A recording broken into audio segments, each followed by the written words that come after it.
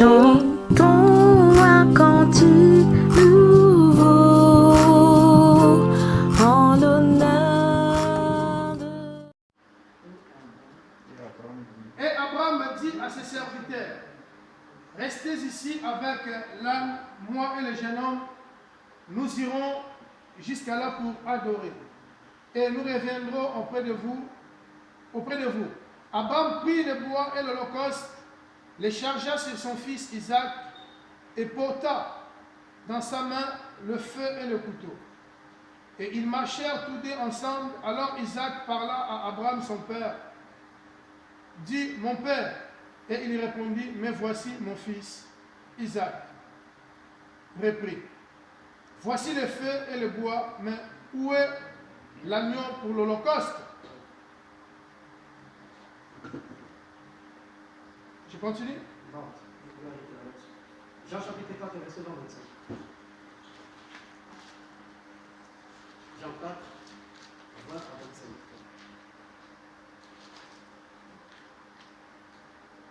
Jean chapitre 4, du 20e jusqu'au 25e verset. Nos pères ont adoré sur cette montagne. Et vous dites, vous, que le lieu où il faut adorer est à Jérusalem. Femme, lui dit Jésus, crois-moi, l'heure vient où ce ne sera ni sur cette montagne, ni à Jérusalem, que vous adorerez le Père. Vous adorez ce que vous ne connaissez pas. Nous adorons ce que nous connaissons, car le salut vient des Juifs.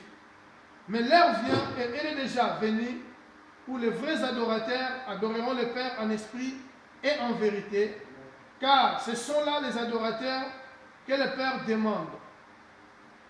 Dieu est esprit, et il faut que ceux qui l'adorent en esprit et en vérité. La femme lui dit, je sais que le Messie doit venir, c'est lui qu'on appelle le Christ. Quand il sera venu, il nous annoncera toutes ces choses. Amen. Amen.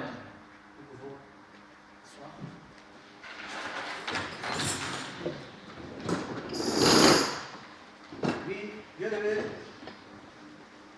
la message d'aujourd'hui, j'ai intitulé comme un thème, les vrais adorateurs dans l'adoration.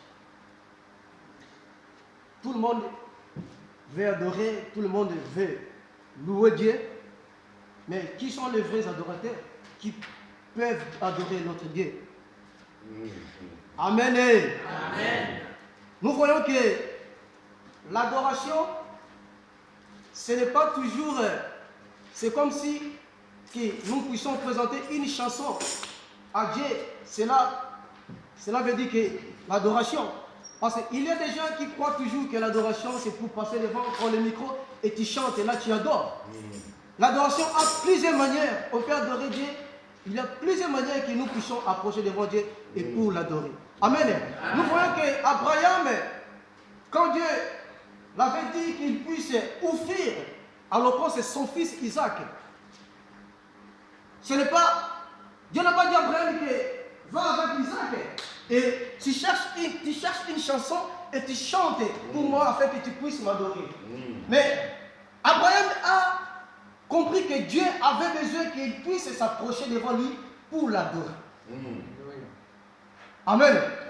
Je vais répéter, l'adoration, ce n'est pas toujours une chanson que nous puissions chanter pour dire que Seigneur, nous t'adorons, tu es le grand Dieu, tu es le tout-puissant.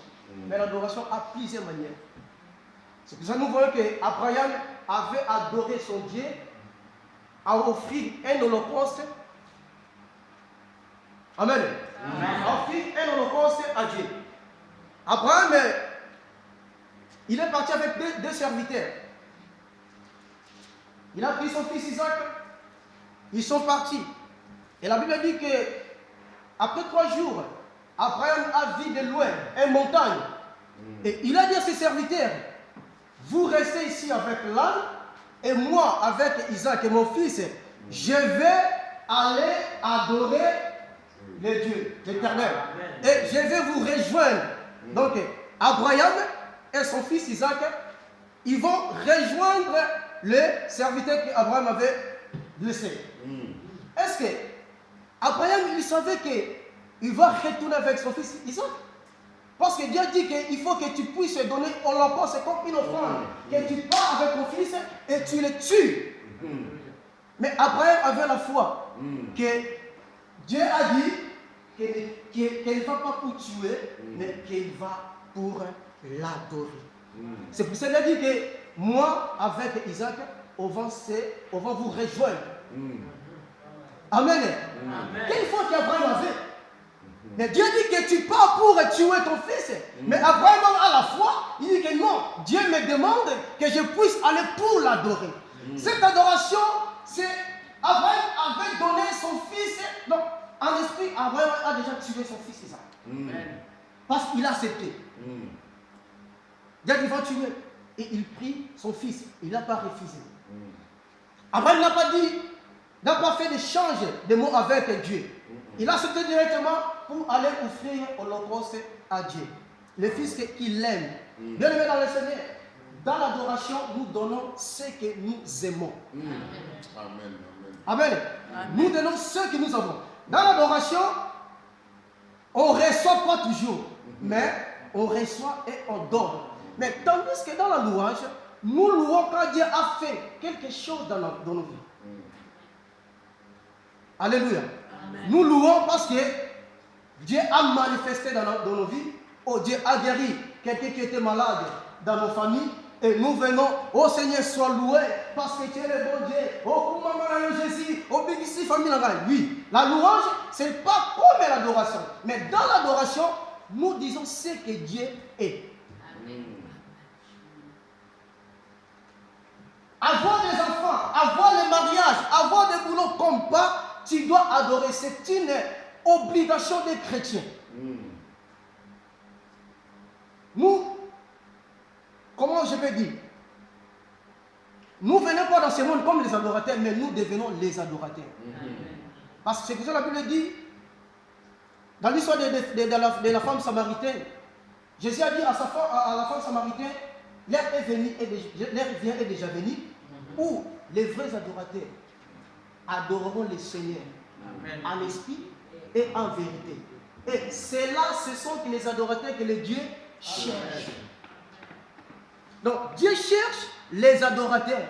Dieu a besoin que nous puissions, nous devenons les vrais adorateurs. Parce qu'il y a les adorateurs et les adorateurs. Tous peuvent louer, peuvent chanter. Même les païens louent le Seigneur. Mais l'adoration, c'est réservé pour les enfants de Dieu, ou les vrais adorateurs, ou les vrais chrétiens. C'est pour cela qu'on voit qu'il y a beaucoup de gens, ils ne savent pas comment adorer le Seigneur. Il y a beaucoup de chrétiens, ils ne demeurent pas dans l'adoration. Parce que l'adoration, si tu n'es pas la sémence de Dieu, tu ne peux jamais demeurer dans l'adoration. Parce que dans l'adoration, on ne demande rien. Dans l'adoration, on ne se lamente à rien. Mais dans l'adoration, on s'élève, on soulève, on adore seulement le Dieu, le Créateur qui t'a créé.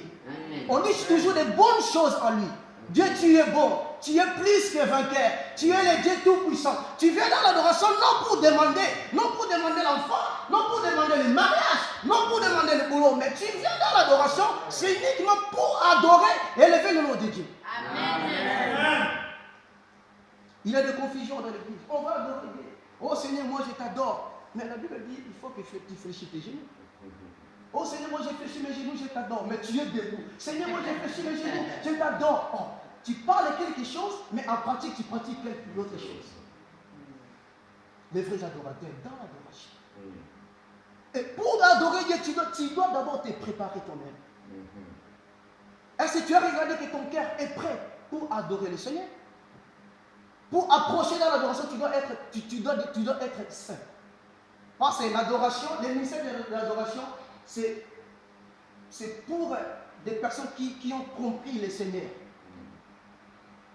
C'est pour cela dans l'adoration, tu vois que les autres ils ouvrent les yeux, ils ne savent pas comment ils peuvent adorer. Ils attendent que les musiciens puissent chanter une chanson qui peut les faire entrer, mais non. Mais si tu connais ton Dieu, que tu sers, même que les adorateurs, les chants, ils ne savent bien pas nous chanter, tu dois te mettre à genoux et tu adores le Seigneur parce que ce que Dieu est là que tu vas le faire. Amen. Les vrais adorateurs. Les vrais adorateurs. Est-ce que tu es le vrai adorateur? Est-ce que tu sais comment tu peux adorer le Seigneur? Il faut dire qu'adorer le Seigneur, exalter le Seigneur, mais on ne nous montre pas comment nous pouvons adorer le Seigneur. D'abord, l'attitude de fléchir les genoux est l'attitude d'être un adorateur. De courber, on dit comme ça, courber ta tête est l'attitude que tu adores. Donc, tu adores, tu donnes la gloire à celui qui est au-dessus de toutes les gloires. C'est pour cela que Jésus, quand il était tenté dans la montagne, Dieu a dit, si tu es le Fils de Dieu, tu peux faire changer le pied à peine. Jésus a dit quoi? Il est écrit. Mais quand Dieu a dit que si tu m'adores, Jésus n'a pas dit, il est écrit. Jésus a dit, quitte, sort. Parce que l'adoration, c'est réservé toujours pour Dieu. C'est pour cela que Dieu a rejeté dans ce monde parce qu'il veut que les gens puissent l'adorer. Et Dieu il voulait que aussi Dieu puisse l'adorer à travers de Jésus-Christ. Que si tu m'adores, je vais te donner ce monde, la gloire de ce monde et ma gloire. Or, il a oublié que c'est Jésus qui est le propre, qui est la gloire. C'est lui qui a créé le ciel et la terre. Jésus a dit, quitte-toi, les diables. Il est écrit que tu peux adorer seulement un seul Dieu. Alléluia. Amen. L'adoration, c'est réservé toujours pour Dieu. Pour être un vrai adorateur, d'abord, tu dois comprendre ce que tu le sais. Tu dois comprendre le Dieu que tu viens pour louer, pour le servir. Qu'est-ce qu'il veut? Qu'est-ce qu'il aime? Si tu souffres, tu fléchis les genoux, tu adores le Seigneur. Dans l'adoration, je répète, on ne se demande rien. Oh Jésus, je vais t'adorer. Il y a des gens qui veulent, moi je vais adorer le Seigneur. Il adore, oh Seigneur, je t'adore, tu es le bon Dieu. Oh Seigneur, donne-moi le mariage. Oh mon Dieu, mon roi, voilà ceci, cela. Oh Seigneur, non. Quand tu dis que tu vas pour adorer le Seigneur, c'est réservé toujours pour ta parole. Donc tu dis des choses au fond du cœur. On donne des choses qui viennent au fond du cœur. Dans l'adoration, je vais vous dire, l'adoration, ça ne vient pas du ciel. Mais l'adoration, ça vient du terre et ça monte. Mais tandis que la prière, la prédication, la prédication vient du ciel et descend. Parce que Dieu donne la prédication afin que nous puissions transmettre à le peuple. Mais tandis que l'adoration, Dieu a besoin que tu puisses faire sortir des bonnes paroles qui sont au fond de ton cœur. C'est comme si quelqu'un qui a besoin d'aimer sa femme, il dit, oh, ma femme, tu sais que tu es plus belle que les autres femmes. Tu es en train de donner la gloire à ta femme.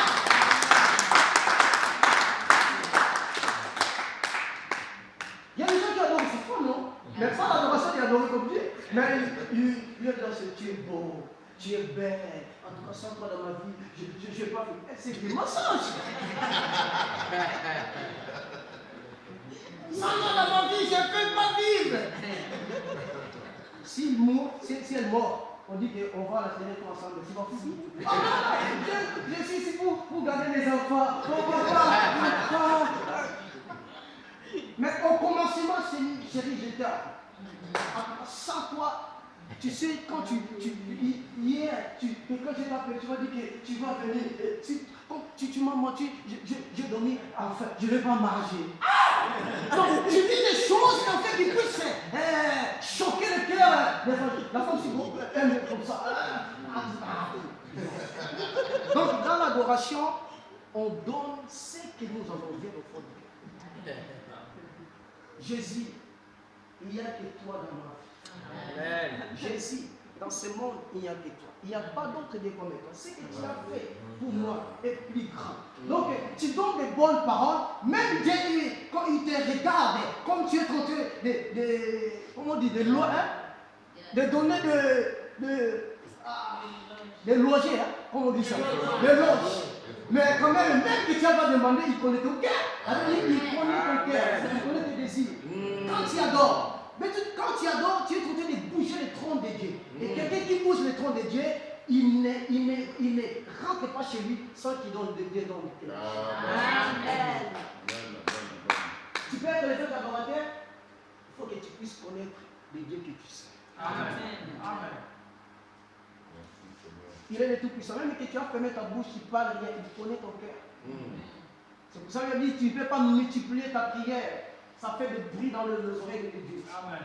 Tu peux rester calme et Dieu connaît ton cœur. Mais ce que tu dois faire, l'adoration. Bien aimé, l'adoration, j'ai réfléchi. C'est comme si la base de la vie chrétienne. L'adoration, ça englobe toute la Bible. C'est pour ça que Dieu a dit. Dieu cherche. Dieu avait dit où les vrais éducateurs, les vrais louangeurs, ou les vrais qui prient, les hommes de prière. Non, les vrais. Donc cela veut dire l'adoration, c'est très important dans le ministère de Dieu. Ce que nous pouvons faire, bien aimé dans le Seigneur, je vous supplie, cherchez à adorer notre Dieu. Et quand tu adores Dieu, il ne faut pas être distrait.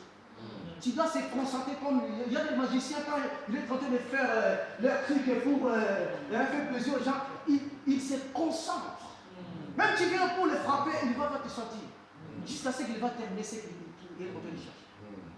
Il y a des gens dans l'adoration qui adorent, leur Dieu n'est pas à Dieu, leur Dieu c'est au monde. J'ai écouté une histoire qui est en train de prier, d'adorer à la maison. Sa mère a appelé. Fiston! Il a dit, ah maman, il est en train de prier, il a fléchi les genoux, mais il a coupé la prière et pour répondre à sa maman. Les vrais adorateurs. Je répète, tout le monde peut louer. Tout le monde peut louer. C'est pour ça qu'on voit qu'il y a des chansons, des louanges que les païens, les musiciens profonds chantent. Mais l'adoration, c'est tout difficile qu'un païen puisse adorer. Parce qu'il nous avons deux maîtres. Où tu adores les dieux des bas, où tu adores les dieux des créateurs du ciel. Amen. Si tu es dans le monde, où tu adores les dieux que tu sais, où tu adores les dieux des créateurs du ciel et la terre. Cherchez à être un adorateur. Un adorateur, c'est quelqu'un qui est, comment je peux dire, qui est un peu différent pour les autres. Un adorateur, c'est celui qui s'assoit et qui réfléchit. Il est en train de réfléchir, qu'est-ce qu'il doit faire. Tu ne peux pas faire n'importe quoi, ou tu ne peux pas adorer n'importe qui. Tu dois te réfléchir. Qu'est-ce que je dois faire? Amen. Amen. La femme samaritaine dit, mon père, ils ont adoré le Dieu dans cette montagne.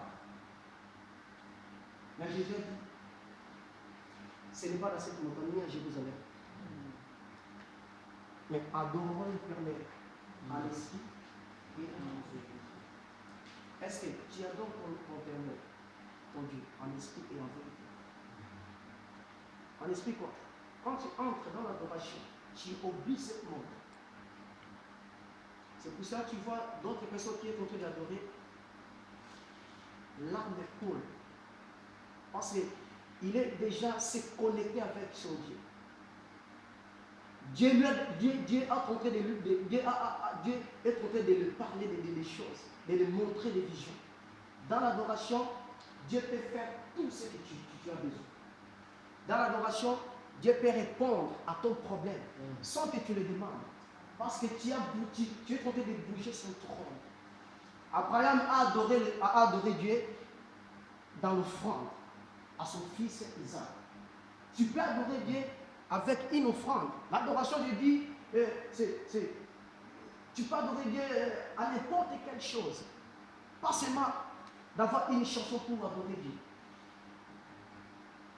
Amen. Amen. Si tu es un adorateur, tu vas commencer à adorer ton Dieu à partir de ta maison, pas à l'église. À l'église, nous venons pour se réunir. Afin que la chaleur des frères, l'évangile, c'est du Dieu, et ma chaleur, on puisse se communiquer. C'est pour cela, quand les modérateurs sont en train de modérer le culte, les modérateurs, Je dis souvent que le modérateur, c'est le principal des cultes, celui qui est le monteur des cultes. Si un modérateur, il n'est pas un adorateur, il est en train de détruire le culte. Parce que dans le culte, nous avons pas les mêmes capacités. Il a des bébés spirituels, il a les adultes. Amen. Donc, un modérateur, il doit se concentrer, il doit se capter la public qu'il est en train de diriger. Donc, un adorateur, moi je peux dire, un adorateur, si il a une écoute de l'Esprit de Dieu. Parce que l'Esprit de Dieu, tu peux préparer le culte dans ta maison, mais quand tu es sur le terrain, le Saint-Esprit peut changer le culte. Amen. Dieu n'est pas Dieu de monotonie. Dieu est de multisystèmes. Amen. Ce que tu avais préparé dans ta maison, mais si tu es ici, le Saint-Esprit peut changer parce que le Saint-Esprit, il travaille à travers de son Père. Amen. Amen. Donc nous devons avoir l'écoute de cet esprit, l'écoute de Dieu. Un adorateur n'adore pas pour adorer. Alléluia. Amen. Un adorateur n'adore pas pour adorer. Tu dois savoir qui suis-je. Est-ce que je suis prêt pour adorer mon Dieu? Est-ce que j'ai les capacités pour adorer mon Dieu? Si quelqu'un s'approche devant le Seigneur, le Saint-Esprit le visite. Si quelqu'un a toujours devant la face de Dieu, il doit devenir un adorateur. Parce que nous prenons à Dieu, parce que le Saint-Esprit nous enseigne comment nous pouvons adorer, comment nous pouvons être devant notre Dieu. Alléluia. Amen. Satan veut que Jésus puisse l'adorer. Parce qu'ils lui ont montré les choses de ce monde. Il y a des gens qui adorent le monde.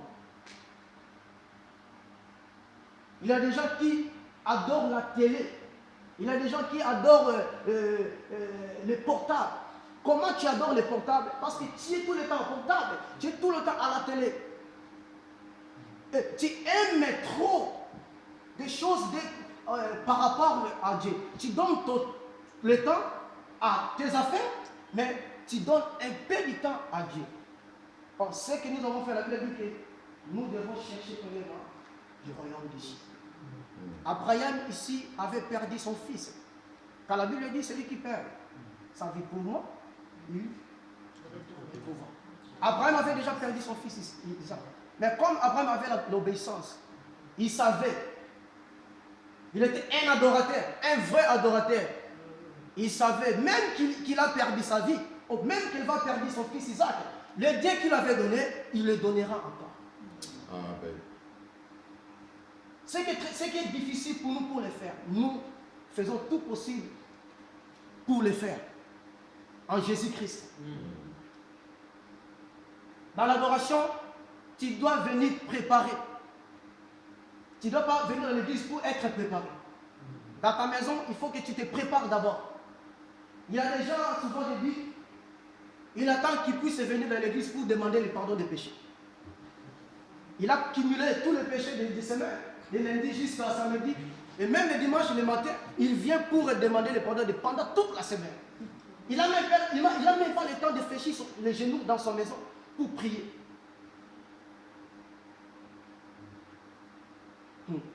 Tu cumules ton péché, c'est bien. Et si Jésus venait, ça veut dire que Jésus, personne ne sait l'heure, les jours. Ça peut te rencontrer dans le chemin, tu es en train de prendre le bus, et les gens montent, et tu restes. Amen. Amen. Cherchons à adorer notre Dieu. Dans l'adoration, un vrai adorateur, il ne peut pas avoir confiance avec quelqu'un. Si tu es un vrai adorateur, tu dois pardonner n'importe qui. Si tu es un vrai adorateur, tu ne peux pas avoir haine des gens dans ton cœur. Il y a des gens qui ont déjà ils ont fait beaucoup de temps, mais ils ne parlent pas avec quelqu'un.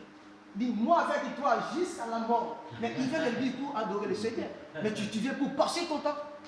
Un vrai adorateur, il a le cœur de Dieu, de pardonner. Amen. Un vrai adorateur, il a le cœur de Dieu.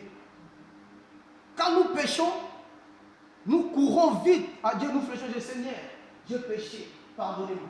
Et nous avons la foi, comme je demande le pardon, Dieu va me pardonner. Amen. Tu pêches lundi, tu pêches mardi, tu pêches mercredi, jeudi, vendredi, samedi. Et tu es souvent devant Dieu pour demander le pardon. Et si quelqu'un, tu as un problème avec quelqu'un, pourquoi tu es en train de fermer ton cœur pour le pardonner? Et un frère adorateur, il cherche les bons accompagnants. Tu ne peux pas marcher avec n'importe qui. C'est pour cela Abraham, avec qu'il puisse partir, lui, avec son fils. C'est pour ça qu'il a laissé les serviteurs. Parce que les deux serviteurs, ils ne savaient pas adorer le Seigneur.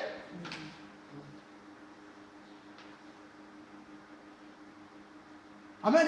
Amen. Abraham, il est parti avec son serviteur dans sa maison. Et quand ils sont arrivés auprès de la montagne, il dit que vous pouvez rester. Et moi, je vais adorer moi et mon fils. Il savait. Il y a d'autres personnes.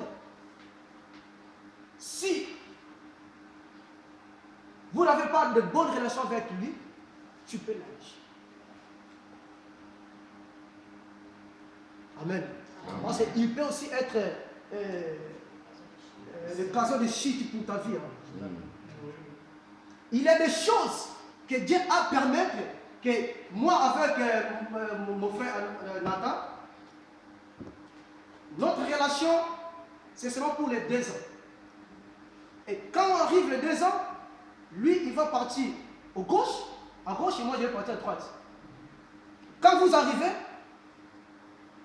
vous se séparez. Mais tu ne peux pas avoir la peine de la personne qui est en train de te laisser. Toutes choses dans nos vies, Dieu sait. Les deux serviteurs vers Abraham, leur endroit pour arrêter, c'était l'endroit qu'Abraham avait laissé. Avait abandonné. Hein? Au pied de la montagne. Les destinations qui puissent aller adorer le Seigneur, c'était pour Abraham et Isaac. C'est pour cela qu'Abraham n'a pas dit à sa femme, Sarah. Il y a d'autres choses. Hein? C'est pour toi et avec ton Dieu. Amen. Il y a des secrets que Dieu parle à toi. Tu ne peux pas parler avec quelqu'un. Et des autres, Dieu m'a parlé. Oh, j'ai vu la vision. J'ai vu la vision. Dieu m'a dit que quand je vais prier pour les malades, il sera guéri. Tu parles avec quelqu'un. C'est pour cela que Joseph avait des songes. Joseph, il était vendu à cause de quoi? Il a rencontré son songe avec ses frères.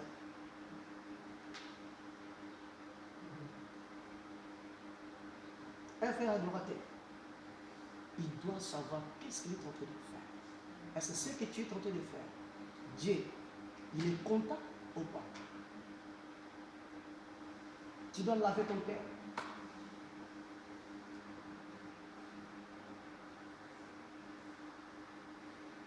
Alléluia. Un frère adorateur, il a besoin toujours de recevoir quelque chose. Il n'est pas rempli. Parce que si tu es rempli, il n'y a pas d'autre chose qui peut encore dans ta vie. Tu es toujours au milieu, en bas. Parce que la Bible, Jésus a dit, j'ai venu afin que tout ce qu'ils connaissent, qu'ils ne connaissent pas, et ceux qui ne connaissent pas, connaissent. Donc, j'ai venu dans tes paroles, j'ai venu afin que, comme toi tu n'as pas, tu n'as rien, j'ai venu pour que tu puisses avoir. Toi tu n'as, j'ai venu afin que je puisse te réduire. Moi je suis un grand prédicateur. Il y a des gens qui parlent d'évangile international, mais dans la Bible il n'y a pas d'évangile international.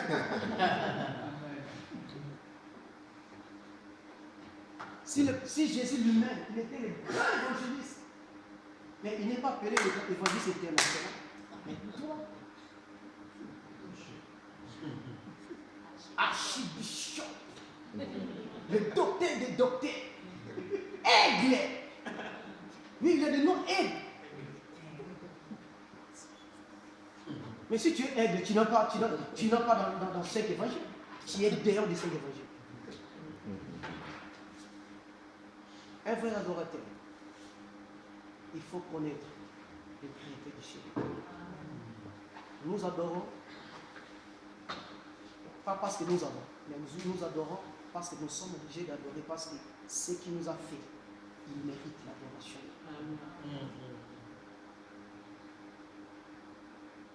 Si tu vois que tu n'as rien à faire, il y a des choses qui sont en train de te bouleverser la tête. Bien aimé, fléchis tes genoux. Commence à adorer. Dans l'adoration, tu ne peux jamais demander quelque chose. Parce que si quelqu'un est en train de loger sa femme ou son mari, il ne demande rien. Parce que tu es belle, tu es jolie. Tu peux me donner l'argent. Mais cette adoration-là, ça serait mieux de ça.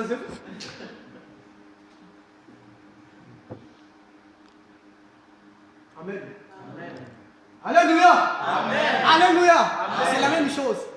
Quand on adore Dieu, quand on est en train d'adorer, nous oublions à demander. Nous oublions à demander.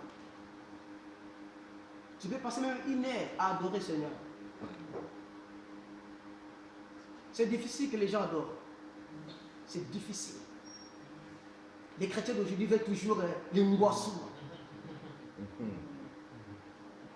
Il y a d'autres, quand on est en train d'adorer, ils préfèrent sortir.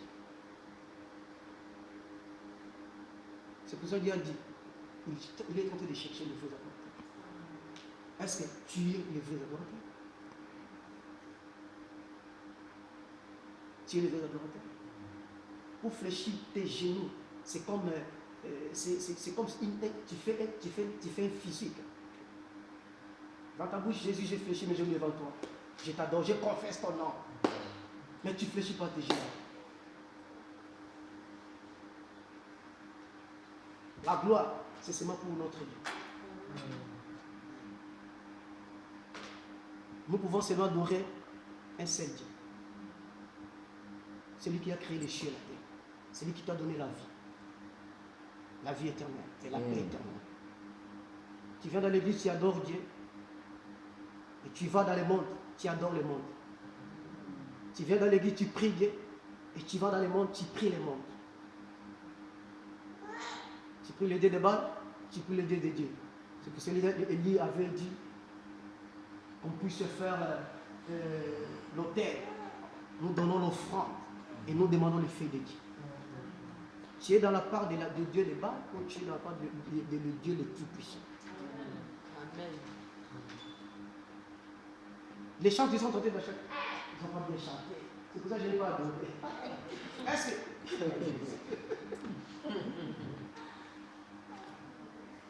Donc tu viens pour contrôler les chants. Tu ne te contrôles pas toi-même, tu viens pour contrôler. Est-ce que c'est le chant qui te fait que tu puisses entrer dans l'adoration? Tu peux me dire que je n'ai pas loué, je n'ai pas dansé parce que les chants n'ont pas bien dansé. Aujourd'hui, les chants n'ont pas bien loué. Mais l'adoration, tu ne peux pas dépendre à quelqu'un. Tu peux adorer le Dieu même sans la musique. Dimanche, quand je viens dans l'église, l'église était un peu triste, froid. Ce que j'ai fait, j'ai fléchi mes genoux. Et j'ai commencé. Bien, quand tu fléchis tes genoux, le Saint-Esprit est là. Il y a des gens, ils veulent que les adorateurs puissent les faire entrer dans l'adoration. Et si dans l'église, il n'y a pas de musique, tu ne peux pas adorer Dieu. Et même les chants, quand tu adores, toi-même, il faut que tu te sens que moi, comme je chante, j'ai trop envie d'adorer. Il y a des gens qui, dans l'adoration, ils ouvrent les yeux. Qu'est-ce que tu cherches? Tu ne veux pas concentrer, qu'est-ce que tu peux donner? La Bible dit, donc nous donnons ce que nous avons. Donc l'homme donne ce qu'il y en a. Il y a des gens qui sont en train d'adorer, mais il est côté, les muscles, c'est pas il est en train de Seigneur, nous t'adorons. Qu'est-ce que tu cherches?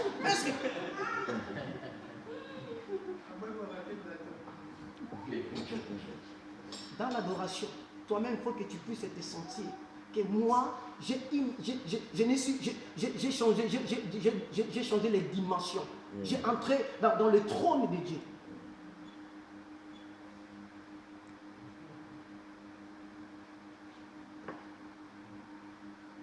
Tu viens avec des chansons pour adorer Dieu, mais toi-même tu n'adores jamais. Même à la maison. Mais tu viens toujours dans l'église pour adorer. Tu es tenté de faire.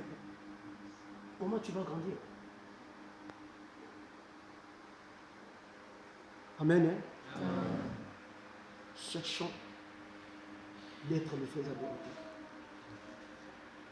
Dieu a besoin de le vrai adorateur. Pourquoi Dieu a dit les vrais? Dieu pourra dire que Dieu cherche les adorateurs, mais il dit les vrais. Le contraire des vrais, c'est quoi? C'est faux. C'est qu'il y a aussi les faux adorateurs. Tu vois qu'il t'était d'adorer. L'âme coule, mais au fond de son cœur, il est pourri. Il y a beaucoup de choses. Il y a des colères des gens.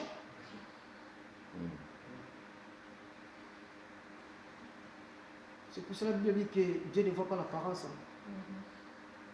Quand Dieu a envoyé Samuel pour David, il a vu le fils de Jézaël, le père de David. Dieu lui a dit que je ne vois pas l'apparence. L'apparence trompe. Nous devons chercher d'être les faux adorateurs. Là où nous habitons.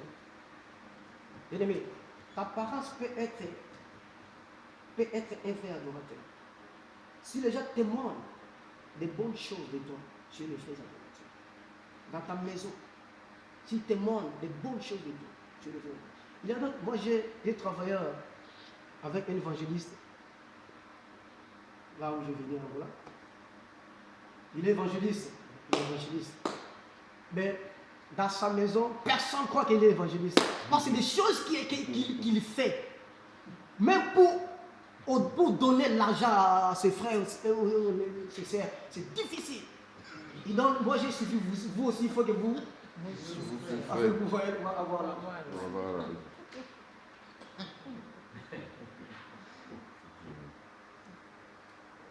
Il y a quelqu'un de sa famille qui dit, est-ce qu'il est vraiment évangéliste? Oui, il est évangéliste. Non.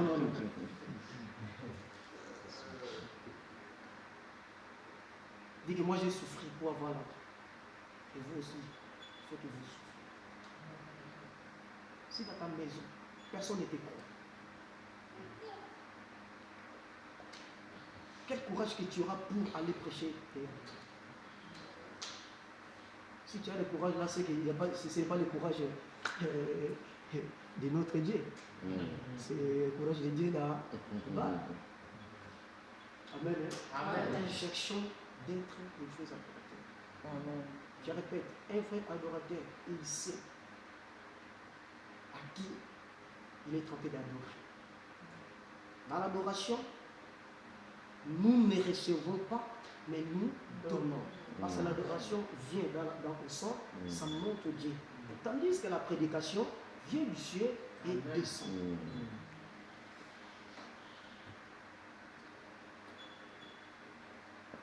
Si tu manques même des mots pour donner gloire à Dieu, tu dis seulement c'est le Dieu.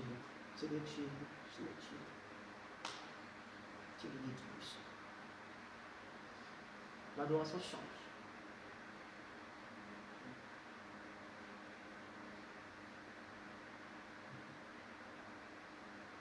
Alléluia. Amen. Alléluia. Amen. Est-ce que nous voulons être les vrais adorateurs? Amen. Nous voulons être les vrais adorateurs? Amen. Parce que ça, c'est la clé. La clé des chrétiens. Si un chrétien ne sait pas adorer bien, il faut que tu fasses tout possible. Tu cherches à adorer le ciel. Parce que dans le ciel, ce qu'on va faire, c'est ça.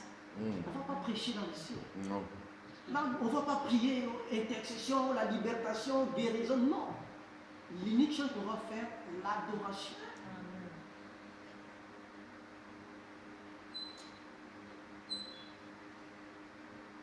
Alléluia. Amen. On peut se lever.